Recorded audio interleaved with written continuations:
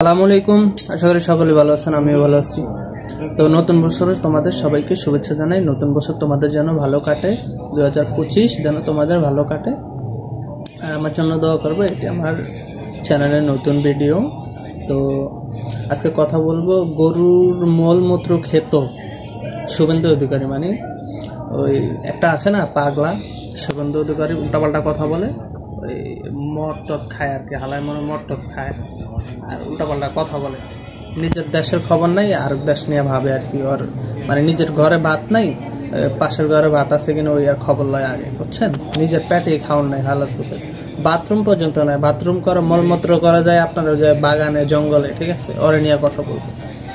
ওই চোদনা বাংলাদেশ নিয়ে উল্টাপাল্টা কথা বলে, ঠিক আছে?